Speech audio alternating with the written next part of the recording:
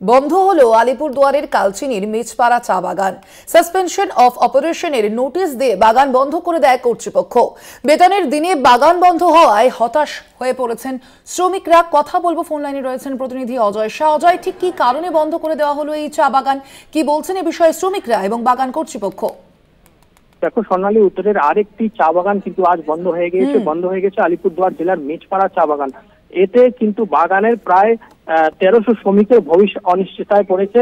আর সকাল থেকে কিন্তু বাগানের শ্রমিকরা বাগানে কাজ করতে এসেছিলেন, বাগানের কাজে যোগদান দেন, কিন্তু দেখা যায় বাগানের ম্যানেজমেন্টের তরফে কেউ নেই।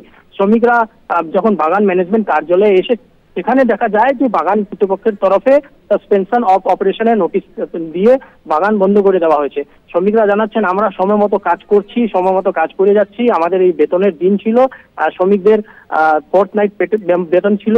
যারা বাগানের কর্মী তাদের মান্থলি বেতন ছিল। এই বাগান ম্যানেজমেন্ট শ্রমিকদেরকে এই বেতন না দিয়েই কিন্তু আজ বাগান ছেড়ে চলে গেছে। এটা খুবই অনিশ্চয়তায় পড়েছে সমস্ত শ্রমিকরা।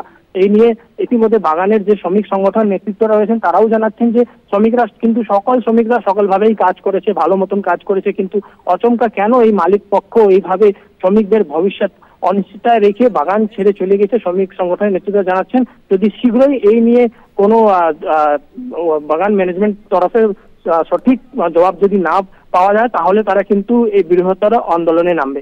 সোনালী, ধন্যবাদ তোমায়। আমরা কথা বলছিলাম, ফোন লাইনে ছিলেন প্রতিনিধি অজয় শাহ।